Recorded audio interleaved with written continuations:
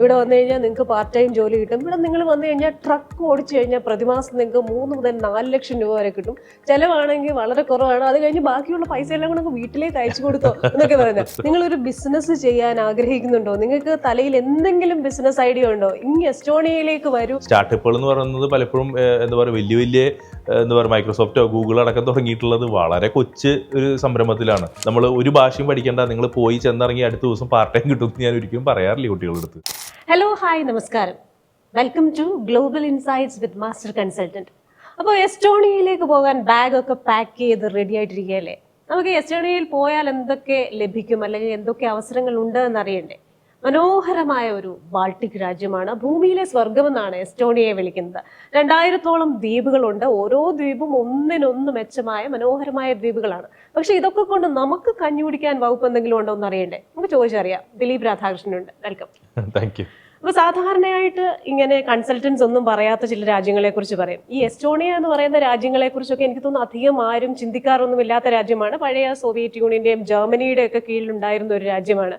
അപ്പോ നമുക്കങ്ങനെ കാര്യമായ ഒരു പരിജ്ഞാനം ഇല്ലാത്ത രാജ്യമാണ്. അപ്പൊ ഇങ്ങനെ ആരും അറിയാത്ത രാജ്യങ്ങളെ പ്രശസ്തിയിലെത്തിക്കുക എന്ന് വല്ല പ്രതിജ്ഞ എടുത്തിട്ടുണ്ടോ? എന്താണ് ഈ എസ്റ്റോണിയയുടെ പ്രത്യേകത? അവിടേക്ക് നമ്മളെ ആകർഷിക്കുന്നത് എന്താണ്? എസ്റ്റോണിയ ആയിരിക്കും അറിയില്ലെങ്കിലും ഫിൻലാൻഡ് എല്ലാവർക്കും അറിയില്ലേ? എല്ലാവരും പോണെന്ന് ആഗ്രഹിക്കുന്ന ഹാപ്പിനെസ് ഇൻഡെക്സിൽ ഏറ്റവും മുൻനിര നിൽക്കുന്ന രാജ്യമാണ്. ആകെ 2 മണിക്കൂർ ഫെറി യാത്ര എസ്റ്റോണിയൻ ചെയ്ത ഈ പറഞ്ഞ ഫിൻലാൻഡിന്റെ ക്യാപിറ്റൽ ഹെൽസിങ്കിയിൽ എത്താം. എന്തുകൊണ്ട് പക്ഷെ എസ്റ്റോണിയ ആരും നോക്കണില്ല എന്ന് ചോദിച്ചു കഴിഞ്ഞാൽ അതെനിക്കറിയില്ല. പക്ഷെ എസ്റ്റോണിയയെ ശ്രദ്ധിക്കാൻ മാത്രമുള്ള എല്ലാ വിധത്തിലുള്ള കാര്യങ്ങളും ആ രാജ്യത്തിനുണ്ട്. ഹൈലി ഒരു ഇലക്ട്രോണിക് കൺട്രി എന്ന് പറയാം. അതായത് ഈ വോട്ടിംഗ് അടക്കം, ഈ പെർമിറ്റ് അടക്കം, നമ്മൾ ഒരു കാര്യത്തിനും നമ്മൾ ഒന്നിനും നേരിട്ട് പോകേണ്ട ഒരു ആവശ്യമില്ല. 100% ഓൺലൈൻ ആണ് അവിടുത്തെ എല്ലാം. ഇനി ഈ റെസിഡൻസ് എന്ന് പറയുന്ന സംഭവമുണ്ട്. അത് അവിടുത്തെ റെസിഡൻസുമായി ബന്ധപ്പെട്ടുള്ളതല്ല. നമുക്ക് അവിടെ ഒരു പെർട്ടിക്കുലർ ഒരു കൺട്രി ഒരു ബിസിനസ് തുടങ്ങണമെങ്കിൽ ഏകദേശം എനിക്ക് തോന്നുന്നത് 150-200 യൂറോ മാത്രമാണ് ചിലവുള്ളത്. നമുക്ക് ഇവിടെ ഇരുന്നുകൊണ്ട് തുടങ്ങാം. വിസയും മറ്റു കാര്യങ്ങൾ വേറെയാണ്. പക്ഷെ നമുക്ക് ഒരു വെർച്വൽ ഓപ്പറേഷന് വേണ്ടിയിട്ട് ഒരു ബുദ്ധിമുട്ടില്ലാണ്ട് എസ്റ്റോണിയ രാജ്യത്തിൽ നമുക്ക് ഒരു സ്റ്റാർട്ടപ്പ് തുടങ്ങാം. യൂറോപ്പിന്റെ സ്റ്റാർട്ടപ്പ് ഹബ്ബ് എന്നാണ് എസ്റ്റോണിയ അറിയപ്പെടുന്നത്. ഇത്രയും കാര്യങ്ങളുള്ള എത്രയോ പ്രശസ്തമായിട്ടുള്ള കമ്പനീസ് അവിടുന്ന് എസ്റ്റോണിയൻ കമ്പനീസ് നമുക്കുണ്ട്, നമുക്ക് അറിയുന്നതാണ്. ഇതൊക്കെ ആയിട്ടും എന്തുകൊണ്ടാണ് എസ്റ്റോണിയ ആരും ശ്രദ്ധിക്കാതിരുന്നത്? അപ്പോൾ എനിക്ക് തോന്നുന്നത് നമ്മൾ കുറേ കാര്യങ്ങൾ വായിച്ചു പോകുന്നുണ്ട്. കുറേ ന്യൂസുകൾ അല്ലെങ്കിൽ കുറേ കാര്യങ്ങൾ ഇന്ന കമ്പനി എന്നൊക്കെ ഉള്ള ഇന്ന കമ്പനിയാണ്, ഫിന്നിഷ് കമ്പനിയാണ് അല്ലെങ്കിൽ എസ്റ്റോണിയൻ കമ്പനിയാണ്. പക്ഷെ അതിനെ നമ്മൾ കൂടുതൽ വിശകലനം ചെയ്യാത്തതുകൊണ്ടാണ് കൂടുതൽ രാജ്യങ്ങൾ വരാത്തത്. നമ്മൾ പലപ്പോഴും ഒരു PR എന്നുള്ള എലമെന്റിൽ മാത്രം പഠിക്കാൻ പോകുന്ന കാര്യത്തിനെ വിശകലനം ചെയ്യുമ്പോൾ വേറൊരു രാജ്യം നമ്മുടെ കണ്ണിൽ പെടില്ല. അതൊന്ന് മാറ്റി നിർത്തി അതിൻ്റെ പ്രോസ്പെക്ട്സും അവിടുത്തെ മെയിൻ എക്കണോമികളും ആ രാജ്യത്തിൻ്റെ കുറേ ബെനിഫിറ്റ്സും നമ്മൾ ഇവാലുവേറ്റ് ചെയ്യാൻ തുടങ്ങിക്കഴിഞ്ഞാൽ ഇങ്ങനത്തെ ഈ എസ്റ്റോണിയ പോലത്തെ ഇഷ്ടംപോലെ രാജ്യങ്ങൾ ഇനി പൊന്തി വരാനുണ്ട്. ഇപ്പൊ ഞാൻ കേട്ടിട്ടുണ്ട്, നിങ്ങളൊരു ബിസിനസ് ചെയ്യാൻ ആഗ്രഹിക്കുന്നുണ്ടോ? നിങ്ങൾക്ക് തലയിൽ എന്തെങ്കിലും ബിസിനസ് ഐഡിയ ഉണ്ടോ? ഇനി എസ്റ്റോണിയയിലേക്ക് വരൂ എന്ന് പറയുന്ന ചില ക്യാപ്റ്റൻസ് ഒക്കെ ഞാൻ കണ്ടിട്ടുണ്ട്. അപ്പൊ യൂറോപ്പിൽ ഒരു ബിസിനസ് സ്റ്റാർട്ട് ചെയ്യാൻ എത്രത്തോളം പ്രയാസമാണെന്ന് നമുക്കറിയാം.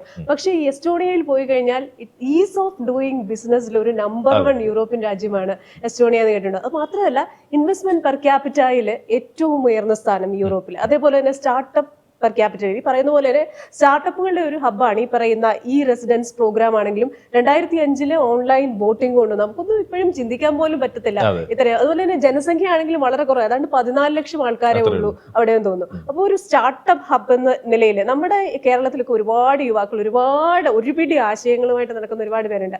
An idea can change your life എന്നാണ്. അപ്പൊ ഈ ഐഡിയ നമുക്ക് എസ്റ്റോണിയയിൽ വർക്ക്ഔട്ട് ചെയ്യാനുള്ള ഒരു സാധ്യത എന്തെങ്കിലും ഉണ്ടോ? ഡെഫിനറ്റ് ആയിട്ടും. അതായത് ഈ സർവീസ് മേഖലകളാണ് കൂടുതൽ. അതായത് ഇത്രയാണ് ലോജിക്ക്. മാനുഫാക്ചറിങ് നന്നാവണമെങ്കിൽ, മാനുഫാക്ചറിങ് എന്ന് പറയുമ്പോൾ ഒരു പ്രൊഡക്റ്റ് ഉൽപ്പാദിപ്പിക്കുന്നതാണ്. അതിന്റെ കോസ്റ്റ് അല്ലെങ്കിൽ പ്രൈസ് കുറഞ്ഞിരിക്കണമെങ്കിൽ അതിൽ ഇൻവോൾവ് ആയിട്ടുള്ള നമ്മുടെ ഓവറോൾ അതിന്റെ എസ്റ്റാബ്ലിഷ്മെന്റ് കോസ്റ്റ് കുറയണം, അതിന്റെ റണ്ണിങ് കോസ്റ്റ് കുറയണം, അതിന്റെ വോള്യൂം ബിൽഡ് ചെയ്യാൻ പറ്റണം. അപ്പോൾ അതായത് നമുക്ക് നമ്മുടെ ലേബർ എവിടെ ചീപ്പായിട്ട് കിട്ടും, ലാൻഡ് എവിടെ ചീപ്പായിട്ട് കിട്ടും, എവിടെയാണ് സ്കിൽഡ് വർക്ക് ഫോഴ്സ് ഉള്ളത്, ഇങ്ങനെ കുറേ ഘടകങ്ങളാണ് മാനുഫാക്ചറിങ് എന്ന് പറയുന്ന ഒരു സംരംഭത്തെ ഇപ്പോൾ ചൈനയിലൊക്കെ ഒരു വിജയമാക്കി മാറ്റിയത്. യൂറോപ്പിനെ സംബന്ധിച്ചിടത്തോളം സർവീസ് മേഖലകളാണ് കൂടുതൽ, എക്സെപ്റ്റ് ഫോർ ജർമ്മനി എന്ന് പറഞ്ഞു കഴിഞ്ഞാൽ ബാക്കി മെജോറിറ്റി രാജ്യങ്ങൾ സർവീസ് മേഖലകളാണ് കൂടുതൽ ഫോക്കസ്. അപ്പോൾ IT മേഖലകളോ അല്ലെങ്കിൽ ഇന്നത്തെ ട്രെൻഡിങ് ആയിട്ടുള്ള AI, machine learning, data science, എത്രയോ മേഖലകൾ കിടക്കുന്നുണ്ട്. ഇതൊക്കെ നമുക്ക് ഗ്ലോബലി തന്നെ പ്രൊജക്റ്റുകൾ പിടിക്കാനായിട്ടുള്ള ഒരു കപ്പാസിറ്റി നമുക്ക് ഉണ്ടെങ്കിൽ ഈസ് ഓഫ് ഡൂയിങ് ബിസിനസ്സിൽ മുന്നിൽ നിൽക്കുന്ന എസ്റ്റോണിയയിൽ എന്തുകൊണ്ട് നമുക്ക് ബിസിനസ് സ്റ്റാർട്ട് ചെയ്തുകൂടാ? ആൾക്കാരുടെ എണ്ണം കുറവാണ്, നമുക്ക് ഒരു ഗവൺമെന്റ് സംവിധാനം നമുക്ക് എതിരല്ല.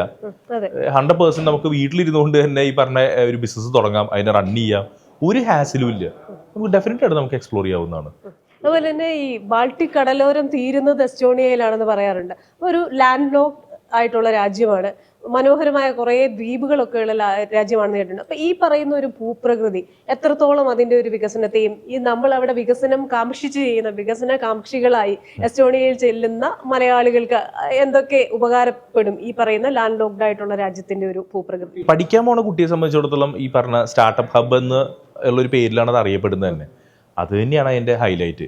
അതായത് നമുക്ക് ഏറ്റവും പ്രധാനം പല രാജ്യങ്ങളിൽ നിന്നുള്ള ബിസിനസ്സുകാരാണ് അവിടെ ബിസിനസ് ചെയ്യുന്നത്.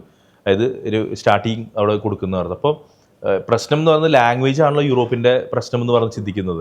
ഇങ്ങനെ പല രാജ്യങ്ങളിൽ നിന്നുള്ള ബിസിനസ്സുകാർ അവിടെ വന്ന് പുതിയ ബിസിനസ്സുകൾ സ്റ്റാർട്ട് ചെയ്യുമ്പോൾ നിർബന്ധമായിട്ട് നമുക്ക് ലാംഗ്വേജിൽ ബാരിയർ ഇല്ലാതെ വരും. ഇതാണ് സ്റ്റുഡൻറ്റ് കമ്മ്യൂണിറ്റിയെ സംബന്ധിച്ചിടത്തോളം.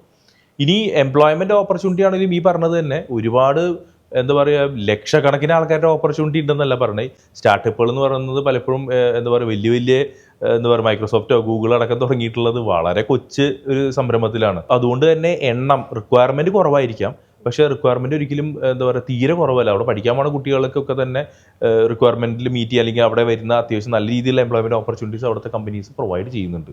ലാംഗ്വേജ് ബാരിയർ ഇല്ലാത്തതുകൊണ്ട് കുട്ടികൾക്ക് പെട്ടെന്ന് ജോലിക്ക് കയറാനുള്ള ഓപ്പർച്യൂണിറ്റി ഉണ്ട്. ഇന്റേൺഷിപ്പ് ഓപ്പർച്യൂണിറ്റികൾ, ഇതൊക്കെ ഈ സ്റ്റാർട്ടപ്പ് ഹബ്ബ് ആയതിൻ്റെ ബെനിഫിറ്റുകൾ സ്റ്റുഡൻറ്റ് കമ്മ്യൂണിറ്റിക്ക് ഡെഫിനറ്റായിട്ട് കിട്ടുന്നത്.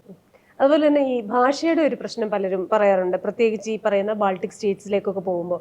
ലിത്വാനിയയിലാണെങ്കിൽ നമ്മൾ അവിടുത്തെ ഭാഷ പഠിക്കണം, എസ്റ്റോണിയയിലാണെങ്കിൽ പ്രത്യേകിച്ച് ഈ പറയുന്ന പാർട്ട് ടൈം ജോലികളൊക്കെ ഒരു സൂപ്പർ മാർക്കറ്റിലോ ഒരു കൃഷിയിടത്തിലോ അല്ലെങ്കിൽ ഒരു ഹോട്ടലിലോ ഒരു വെയിറ്ററായിട്ടോ ഒക്കെ. അപ്പോൾ ഒരു 1-to-1 കമ്മ്യൂണിക്കേഷൻ ഏറെ ആവശ്യമുള്ള ഒരു രാജ്യം ആണ്, അല്ലെങ്കിൽ രാജ്യങ്ങളാണ് ഇവ എന്ന് പറയാറുണ്ട്.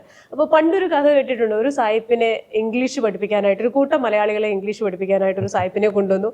ഒരാഴ്ച കഴിഞ്ഞപ്പോൾ പുള്ളി നന്നായിട്ട് മലയാളം സംസാരിക്കുന്നു. എന്നും അതുപോലെ തന്നെ ഈ പറയുന്ന എസ്റ്റോണിയയിലാണെങ്കിലും ലിത്വേനിയയിലാണെങ്കിലും ലാത്വിയയിലാണെങ്കിലും ഒരു 1.5-2 വർഷത്തിന് മുമ്പ് പോയ കുട്ടികൾ പറയുന്നുണ്ട്, അവർ ആദ്യം ചെല്ലുമ്പോൾ അവർക്ക് ഇംഗ്ലീഷ് അറിയുന്ന ആൾക്കാരെ കാണാൻ വളരെ ബുദ്ധിമുട്ടായിരുന്നു. പക്ഷെ ഇപ്പോൾ പുതിയ പുതിയ കുട്ടികൾ ചെല്ലുമ്പോൾ അവർ പറയുന്ന കൂടുതൽ ആൾക്കാരെ ഇംഗ്ലീഷ് അറിയാവുന്നവരായിട്ടുണ്ട്. അപ്പൊ ഈ ഭാഷ ഇപ്പോഴും അവിടെ ഒരു റെസ്ട്രിക്ഷൻ ആയിട്ട് നിൽപ്പുണ്ടോ? ഇതാണ് അതിന്റെ ലോജിക്ക്. എന്താ വെച്ചാൽ ഓവറോൾ ഒരു ഗ്ലോബൽ കണക്ടിവിറ്റി എന്ന് പറയുന്നത് വന്നിട്ടുണ്ട്, എൻഹാൻസ്ഡ് ആയിട്ടുണ്ട്. എല്ലാ രാജ്യങ്ങളും തമ്മിലും വളരെയധികം ബിസിനസ് റിലേഷൻസും ബിസിനസ് ടൈസും കൂടി. പല രാജ്യങ്ങളുടെയും ബിസിനസ് ഓപ്പറേഷൻ്റെ ഭാഗമായിട്ട് ഇൻവെസ്റ്റ്മെൻറ്റ്സും കാര്യങ്ങളും ചെയ്യുന്നുണ്ട്. ഈവൻ സ്റ്റാർട്ടപ്സ് പോലും എക്സ്പാൻഷനും മറ്റ് രാജ്യങ്ങളിലൊക്കെ കൊണ്ട് ചെയ്യുമ്പോൾ അങ്ങനത്തെ ഒരു ഓപ്പർച്യൂണിറ്റി എക്സ്പ്ലോർ ചെയ്യണമെങ്കിൽ ഇന്നത്തെ ജനറേഷന് ഞാൻ എൻ്റെ ഭാഷ സംസാരിച്ചിരിക്കുള്ളൂ, ഞാൻ ലിത്വാനിയൻ ഭാഷ വിട്ടൊരു കാര്യം സംസാരിക്കില്ല, ഇങ്ങനെയൊന്നും പറഞ്ഞിരിക്കാൻ പറ്റില്ല. പക്ഷേ ഓൾഡ് ജനറേഷനിലെ ആൾക്കാർ ഡെഫിനറ്റ് ആയിട്ടും ഈ പറഞ്ഞ കുറച്ച് കൺസർവേറ്റീവ് ആണ്. അവർ ഭാഷയുടെ മുകളിൽ കുറച്ച് ഇതുള്ള വ്യക്തികൾ. ഈസ്റ്റേൺ യൂറോപ്യൻ രാജ്യങ്ങൾ പൊതുവെ അങ്ങനെ തന്നെയാണ്, സംശയമൊന്നുമില്ല. ഇന്നത്തെ കാലത്ത് അതിന് പ്രാധാന്യം ഇല്ല. ഇപ്പോൾ ഞാൻ ഒരുപാട് എൻ്റെ വീഡിയോസിൽ തന്നെ ഞാൻ അവിടെ യൂറോപ്പിലൊക്കെ ഈവൻ സ്വീഡനിലടക്കം പോകുന്ന നേരത്ത് അവിടുത്തെ സ്വീഡിഷ് ആളുകൾ, ഓസ്ട്രിയൻ ആളുകൾ, ഫിന്നിഷ് ആളുകൾ, ഇവരൊക്കെ ഇംഗ്ലീഷ് ടോട്ട് പ്രോഗ്രാംസ് എടുക്കുന്നത്. അവർ പറഞ്ഞതെന്ന് വെച്ചാൽ അവർക്കൊരു ഗ്ലോബൽ എക്സ്പോഷർ വേണ്ടേ. ഇന്ന് എന്തുകൊണ്ട് നമ്മുടെ നാട്ടിൽ നിന്ന് കുട്ടികൾ പുറത്തു പോകുന്നു? പണ്ട് ഇത്ര ഉണ്ടായിരുന്നില്ലല്ലോ.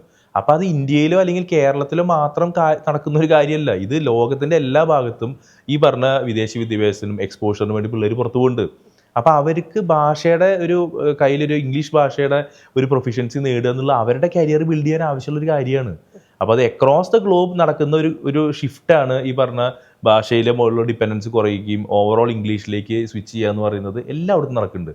പക്ഷേ പാർട്ട് ടൈം ജോലി ചെയ്യാൻ പോകുമ്പോൾ പലപ്പോഴും നമുക്കറിയാം അവിടെ തന്നെ കലാകാലങ്ങളായിട്ട് ബിസിനസ് ചെയ്യുന്ന ആൾക്കാരോ അല്ലെങ്കിൽ ഈ പറഞ്ഞ ഹോട്ടൽ ബിസിനസ് നടത്തുന്ന ആൾക്കാരെന്നൊക്കെ പറയുമ്പോൾ അവർക്ക് ഈ പറഞ്ഞ ഭാഷ എന്നുള്ളത് ചിലപ്പോൾ നിർബന്ധമായിട്ട് വരാം. അതുകൊണ്ട് ഞാൻ പറയും, നിങ്ങൾ അവിടെ എത്തിയിട്ട് 2-3 മാസം ഗ്യാപ്പ് കാണണം ജോലി കിട്ടാമെന്ന് പറയും.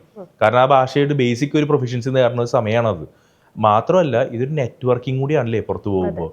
നമ്മൾ ഈ പറഞ്ഞില്ലേ നമ്മുടെ നാട്ടിലെ മലയാളികളോട് മാത്രം സംസാരിക്കുള്ളൂ എന്ന് പറഞ്ഞ് പോകാറുണ്ട്. നമുക്ക് ഇവിടെ എവിടെയും പഠിച്ചാൽ മതിയല്ലോ. നമ്മൾ അവിടുത്തുകാരായിട്ടുള്ള കോൺടാക്ട് എസ്റ്റാബ്ലിഷ് ചെയ്യാനും അവിടെ നമ്മുടെ ഒപ്പം ഇടുക്കുള്ള ഇന്റർനാഷണൽ പല രാജ്യങ്ങളിൽ നിന്ന് തന്നെ പിള്ളേരായിട്ടുള്ള കോൺടാക്ട് എസ്റ്റാബ്ലിഷ് ചെയ്യാനും അവിടെ തന്നെ നമുക്കുള്ള അവിടുത്തുകാരായിട്ടുള്ള നെറ്റ്വർക്ക് എസ്റ്റാബ്ലിഷ് ചെയ്യും. ഇതിനൊക്കെ തന്നെ ഇതൊക്കെ കരിയറിൻ്റെ കൂടെ ഹെൽപ്ഫുൾ ആവുന്ന കാര്യങ്ങളാണ്.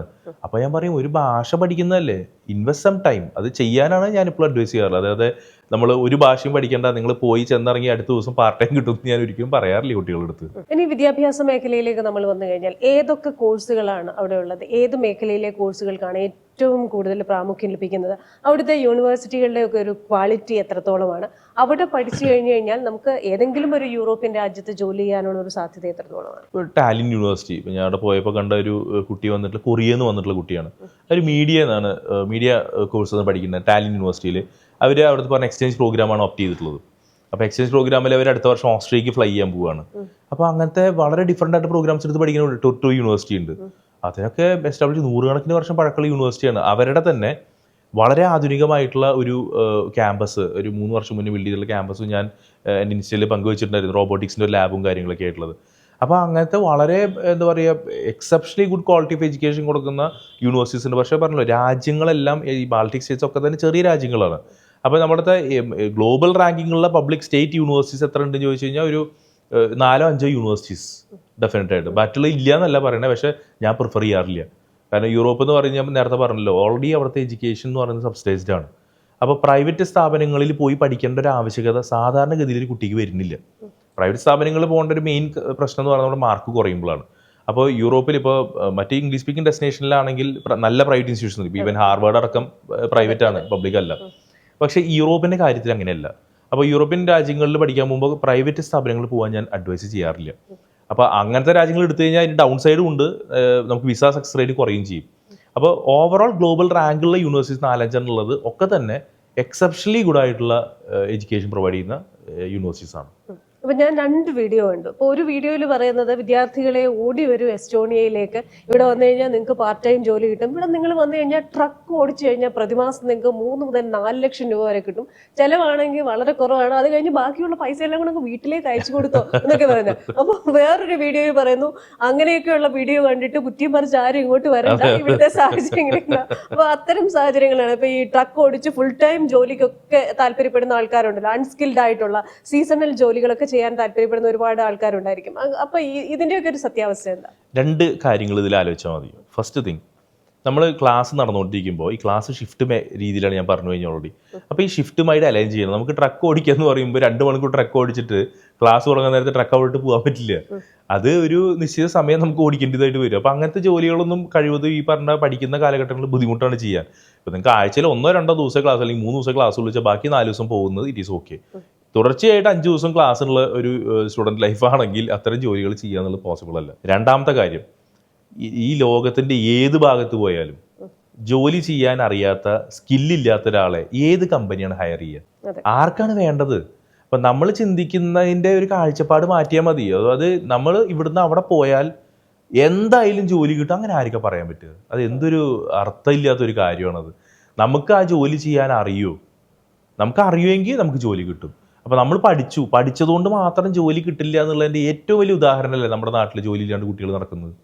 അപ്പോൾ പഠിച്ചത് മാത്രമല്ല, അവർക്ക് ഇൻഡസ്ട്രി സ്റ്റാൻഡേർഡ്സുമായി അലൈൻ ചെയ്യുന്നുണ്ടോ, നിങ്ങൾക്ക് ആ സ്കിൽ എൻഹാൻസ്മെൻറ്റ് നടക്കുന്നുണ്ടോ, നിങ്ങൾ സ്മാർട്ടാണോ, ഇതൊക്കെയല്ലേ അവർ ജോലി കിട്ടാനുള്ള ക്രൈറ്റീരിയ. അപ്പോൾ വെറുതെ ഒരാൾക്ക്, ഞാൻ എൻ്റെ ജീവിതത്തിൽ ഒരു കാലത്തും പറയാറില്ല നിങ്ങളവിടെ എത്തിക്കഴിഞ്ഞാൽ നിങ്ങൾക്ക് നിർബന്ധമായിട്ട് ജോലി കിട്ടും. ഞാൻ ഒരാളും പറയാം, എങ്ങനെയാണ് പറയാൻ പറ്റുക? ഞാൻ എന്നെ സംസാരിച്ച ഒരു 5 മിനിറ്റ് സംസാരിക്കുമെങ്കിൽ 1/2 മണിക്കൂർ സംസാരിച്ചു, അല്ലെങ്കിൽ 5 ദിവസം സംസാരിച്ചാൽ പോലും ഇയാൾ എത്ര സ്കില്ലുള്ള ആളാണ്, ഇതിനാ ജോലി ചെയ്യാൻ പ്രാപ്തിയുള്ള ഒരാളാണോ.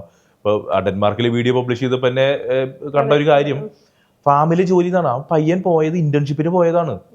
അവൻ നല്ല കഠിനാധ്വാനിയായിട്ടുള്ള പയ്യനായതുകൊണ്ട് അവൻ നല്ല രീതിയിൽ എംപ്ലോയറെ ഇംപ്രസ് ചെയ്തുകൊണ്ടാണ് അവൻ ആ ജോലി സ്ഥിരാക്കി കൊടുത്തത്. അപ്പം നമ്മൾ ചിന്തിക്കുന്നത് ഏതെങ്കിലും ഒരു ഫാമിലി കയറി കൂടിക്കഴിഞ്ഞാൽ നമുക്ക് 4000 യൂറോ കിട്ടുന്നതാണ്. അപ്പോൾ ഒരിക്കലും അങ്ങനെ ചിന്തിക്കരുത്. നമ്മുടെ സ്കിൽ എൻഹാൻസ്മെൻറ്റ് നടന്നാൽ മാത്രമേ വിദേശ രാജ്യങ്ങളിലും നമ്മുടെ നാട്ടിലും ജോലി കിട്ടുള്ളൂ.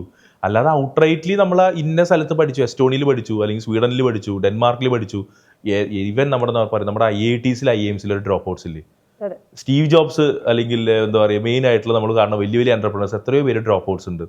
അപ്പോൾ നമ്മൾ ചിന്തിക്കേണ്ട ഒരു കാര്യം എന്ന് പറഞ്ഞാൽ ഇന്ന സ്ഥലത്ത് പഠിച്ചതുകൊണ്ട് മാത്രം നമുക്ക് നല്ല ജോലി കിട്ടുന്നില്ല. ഈവൻ ഈ പറഞ്ഞ IITs IIMs തന്നെ അവിടെ തന്നെ ഒരേ ക്ലാസ്സിൽ ഒരേ ബെഞ്ചിലിരുന്ന് പഠിക്കുന്ന ആൾക്കാരുടെ സാലറി പാക്കേജ് വ്യത്യസ്തമല്ലേ. അപ്പോൾ അത് സ്കില്ലനുസരിച്ചും നമ്മുടെ പെർഫോമൻസ് അനുസരിച്ചുമാണ് ഇതൊക്കെ വരുന്നത്.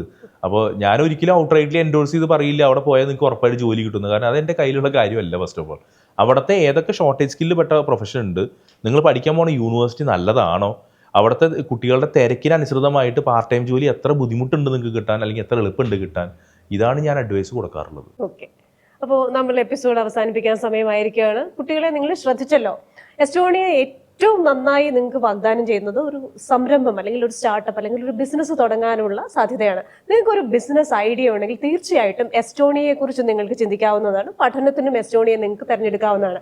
ആര് കണ്ടു നാളെ നിങ്ങൾ ഭാവിയിലെ എസ്റ്റോണിയൻ ജെഫ് ബെസോസോ സ്റ്റീവ് ജോബ്സോ മുകേഷ് അംബാനിയോ ഗൗതം അദാനിയോ ആവില്ല എന്ന്. അപ്പോൾ നമുക്ക് ബിസിനസ് ഐഡിയ ഉള്ളവർക്ക് എസ്റ്റോണിയയെ കുറിച്ച് ചിന്തിക്കാം, പഠിക്കാൻ ആഗ്രഹിക്കുന്നവർക്കും എസ്റ്റോണിയയെ കുറിച്ച് ചിന്തിക്കാം.